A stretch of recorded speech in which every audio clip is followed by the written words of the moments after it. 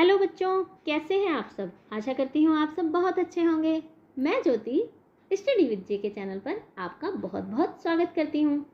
आज हम लोग करने वाले हैं क्लास 7 हिंदी से महाभारत कथा बुक का चैप्टर 1 अध्याय नंबर 1।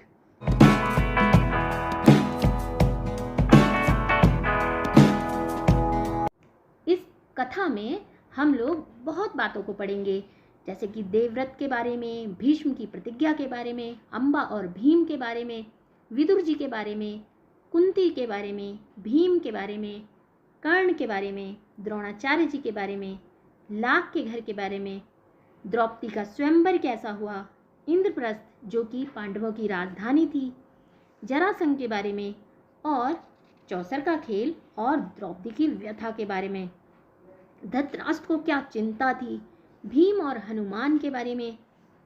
और इसके अलावा हम लोग मायावी सरोवर के बारे में पढ़ेंगे। वहाँ पर यक्ष ने युधिष्ठिर से कौन कौन से प्रश्न किए, पांडवों और कौरवों के सेनापति कौन थे, पांडवों और कौरवों के बीच में युद्ध क्यों हुआ, संजय कौन थे, कृष्ण ने कैसे शांति दूत बनकर युद्ध को रोकने की चेष्टा की कि कौरवों और पांडवों में युद्ध ना हो, अभिमन्यु के साथ क्या हुआ, युधिष्ठिर को कौन सी चिंता थी और उनकी क्या इच्छा थी, क्या कामना थी, जयद्रथ कौन थे, कर्ण और दुर्योधन की मृत्यु कैसे हुई, पांडवों का धृतराष्ट्र के प्रति व्यवहार कैसा था, श्री कृष्ण और युधिष्ठिर के बारे में पढ़ेंगे। इसमें बहुत सी चीज़ें हैं, अगर हम सभी चीज़ों को एक साथ करेंगे ना तो ये वीडियो बहुत लंबी हो जाएगी। तो हम लोग क्या करेंगे, इसको थोड़ा थोड़ा करके पढ़ेंगे। आज हम लोग इसके फर्स्ट चैप्टर में पढ़ेंगे महाभारत कथा, यानी ये किसने लिखी, कौन कौन से इसमें मुख्य पात्र थे। तो चलिए अब हम इसको शुरू कर लेते हैं। महाभारत कथा। महाभारत की कथा महर्षि पराशर के कीर्तिमान पुत्र वेदव्यास की देन है। आप हर एक चीज़ को बड़े ध्यान से समझेंगे।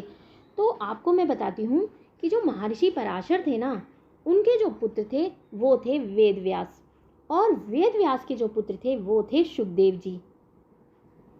तो महाभारत की जो कथा थी वो लिखी थी महर्षि पराशर के कीर्तिमान पुत्र वेदव्यास ने। ये जो ऋषि हैं ये वेदव्यास जी हैं, इन्होंने महाभारत लिखी थी। और क्या आप जानते हो कंठस्थ कराई थी। मानव जाति में महाभारत की कथा का प्रसार महर्षि वैशंपायन के द्वारा हुआ।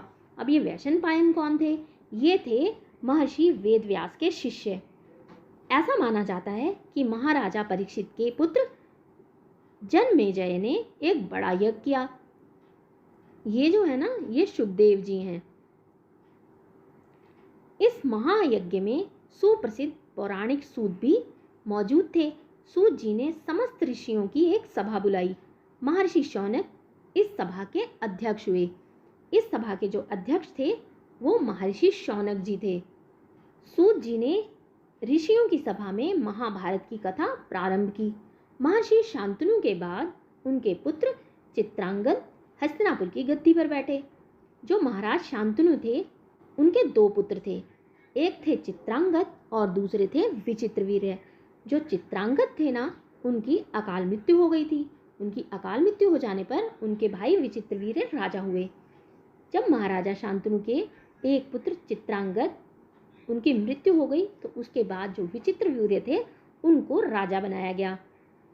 जो राजा विचित्रवीर्य थे ना, उनके दो पुत्र हुए, एक थे धृतराष्ट्र और एक थे पांडु। जो धृतराष्ट्र थे वो बचपन से ही अंधे थे, जन्म से ही अंधे थे। बच्चों, जो धृतराष्ट्र थे ना, उनका जो विवाह हुआ था वो हुआ था गांधारी से, यानी गांधारी जो थी वो धृतराष्ट्र की पत्नी थी। और उनके 100 पुत्र थे जो कौरवों के नाम से प्रसिद्ध हुए। दूसरी तरफ जो पांडु थे उनकी 2 रानियां थी, 2 पत्नियां थी। एक का नाम था कुंती और दूसरी का नाम था माद्री। और इनके 5 पुत्र हुए, उनको पांडव कहा जाता है। ये थे युधिष्ठिर, अर्जुन, भीम, नकुल और सहदेव। तो हमने ये समझा कि महाराज जो शांतनु थे उनके 2 पुत्र थे, एक थे चित्रांगद और दूसरे थे विचित्रवीर्य। जो चित्रांगद थे उनकी बहुत जल्दी मृत्यु हो गई, तो उसके बाद विचित्रवीर्य को राजा बनाया गया। विचित्रवीर्य के 2 पुत्र थे, एक थे धृतराष्ट्र और दूसरे थे पांडु। धृतराष्ट्र की शादी हुई थी गांधारी से, यानी गांधारी जो थी वो धृतराष्ट्र की पत्नी थी। इसी तरह से पांडु की शादी हुई थी कुंती और माद्री से, उनकी 2 रानियां थी। धृतराष्ट्र और गांधारी के 100 पुत्र वो कौरव कहलाए और पांडु पुत्र पांडव कहलाए। धृतराष्ट्र क्योंकि जन्म से अंधे थे, इसलिए उस समय की नीति के अनुसार पांडु को गद्दी पर बैठाया गया।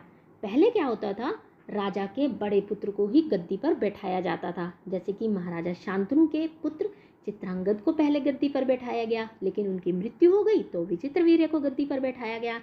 ऐसे ही धृतराष्ट्र को राजा बनाया जाना था, लेकिन क्योंकि वो जन्म से ही अंधे थे, इसीलिए पांडु को राजा बनाया गया। पांडु ने कई वर्षों तक राज्य किया। उनकी 2 रानियां थी, कुंती और माद्री। कुछ समय राज्य करने के बाद पांडु अपने किसी अपराध के प्रायश्चित के लिए तपस्या करने जंगल में चले गए। उनकी दोनों रानियां भी उनके साथ ही गईं। वनवास के समय कुंती और माद्री ने 5 पांडवों को जन्म दिया। कुछ समय बाद पांडु की मृत्यु हो गई।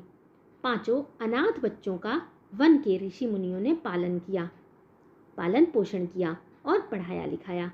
जब युधिष्ठिर 16 वर्ष के हुए तो ऋषियों ने 5 कुमारों को हस्तिनापुर ले जाकर पितामह भीष्म को सौंप दिया। 5 पांडव बुद्धि से तेज और शरीर में बली थे। बली का मतलब बहुत ही ताकतवर।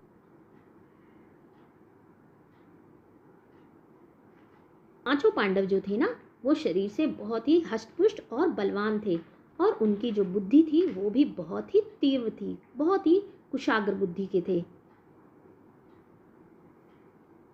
उनकी प्रखर बुद्धि और मधुर स्वभाव ने सबको मोह लिया था। यह देखकर धृतराष्ट्र के पुत्र कौरव उनसे जलने लगे और उन्होंने पांडवों को तरह तरह से कष्ट पहुंचाना शुरू कर दिया। दिन पर दिन कौरवों और पांडवों के बीच वैरभाव बढ़ता गया। अभी मैंने आपको बताया कि कौरव कौन थे, धृतराष्ट्र और गांधारी के पुत्र, और पांडव कौन थे, पांडुपुत्र यानी कुंती माद्री के पुत्र। उनमें लगातार दुश्मनी बढ़ती जा रही थी, जेलसी बढ़ती जा रही थी। अंत में पितामह भीष्म ने दोनों को किसी तरह समझाया और उनके बीच संधि करवाई, उनके बीच में समझौता करवाया। भीष्म के आदेशानुसार कुरु राज्य के 2 हिस्से किए गए, जिस पर कौरव अब शासन कर रहे थे, उसके 2 पार्ट किए गए। कौरव हस्तिनापुर में ही राज करते रहे और पांडवों को एक अलग राज्य दे दिया गया, जो आगे चलकर इंद्रप्रस्थ के नाम से मशहूर हो गया। इस प्रकार कुछ दिन शांति रही। बच्चों, क्या आप जानते हो इंद्रप्रस्थ कहाँ पर है? इंद्रप्रस्थ जो है ना, वो दिल्ली का ही पुराना नाम है। उन दिनों राजा लोगों में चौसर खेलने का आम रिवाज था। चौसर कहते हैं शतरंज खेलने का आम रिवाज था, फैशन था। राज्य तक की बाजियां लगा दी जाती थी, अपने राज्य को भी दूसरे को दे दिया जाता था। इस रिवाज के मुताबिक एक बार पांडवों और कौरवों ने चौपड़ खेला। कौरवों की तरफ से कुटिल शकुनी खेला। कुटिल शकुनी कौन थे? कौरवों के मामा, गांधारी के भाई। आपने सुना होगा मामा शकुनी। तो जो कौरवों के मामा थे वो शकुनी थे और वो चौपड़ खेल में बहुत ही माहिर थे। उन्होंने युधिष्ठिर को हरा दिया। इसके फलस्वरूप पांडवों का राज्य छिन गया। उसके बदले में युधिष्ठिर को इंद्रप्रस्थ कौरवों को देना पड़ा और उनको 13 वर्ष का वनवास भोगना पड़ा। उनमें एक शर्त यह भी थी कि 12 वर्ष के वनवास के बाद 1 वर्ष अज्ञातवास करना होगा। अज्ञातवास का मतलब ये होता है कि किसी को भी पता नहीं होना चाहिए कि वो लोग कौन हैं। तो इस तरह से जब वो अज्ञातवास में गए थे ना, तो वो राजकुमार होते हुए भी ब्राह्मणों के वेश में गए थे। उनके बाद उन्हें उनका राज्य लौटा दिया जाएगा, ऐसी शर्त रखी गई थी। द्रौपदी के साथ 5 पांडव 12 वर्ष वनवास और 1 वर्ष अज्ञातवास बिताकर वापस लौटे, पर लालची दुर्योधन ने लिया हुआ राज्य वापस करने से इनकार कर दिया। उसने मना कर दिया। उसने कहा, वो युधिष्ठिर को, पांडवों को उनका राज्य वापस नहीं करेगा। अतः पांडवों को अपने राज्य के लिए लड़ना पड़ा। युद्ध में क्या हुआ? युद्ध में सारे कौरव मारे गए। और आपको पता है ये महाभारत का जो युद्ध था ये 18 दिन तक चला था। तब पांडव उस विशाल साम्राज्य के स्वामी हुए। तब हस्तिनापुर, इंद्रप्रस्थ पूरा राज्य पांडवों के अधीन आ गया और वो उसके राजा बन गए। इसके बाद 36 वर्ष तक पांडवों ने राज्य किया और फिर अपने पोते परीक्षित को राज्य देकर द्रौपदी के साथ तपस्या करने हिमालय चले गए। संक्षेप में यही महाभारत की कथा है और आप इसके बारे में डिटेल में हर एक पात्र के बारे में अगले पार्ट में पढ़ेंगे। बच्चों, क्या आपको पता है कि ये जो महाभारत की बाल कथा है इसके लेखक कौन हैं? अभी हमने पढ़ा था कि जो महाभारत की कथा है वो लिखी थी वेद व्यास जी ने, लेकिन बाल राम कथा को किसने लिखा? बाल राम कथा को लिखा था चक्रवर्ती राजगोपालाचार्य जी ने। वो कौन थे? वो स्वाधीन भारत के प्रथम गवर्नर जनरल थे। उनको राजा जी के नाम से भी जाना जाता है। इनका जो जन्म हुआ था वो हुआ था 8 दिसंबर 1878 यानी 8 दिसंबर 1878 को तमिलनाडु के जिला सलेम में होमर के पास थोरापल्ली गांव में। शिक्षा और पेशे से राजा जी एक वकील थे और उनकी मुलाकात गांधी जी से भी हुई थी और बाद में गांधी जी के प्रभाव में आकर उन्होंने 1920 में असहयोग आंदोलन में भी हिस्सा लिया था।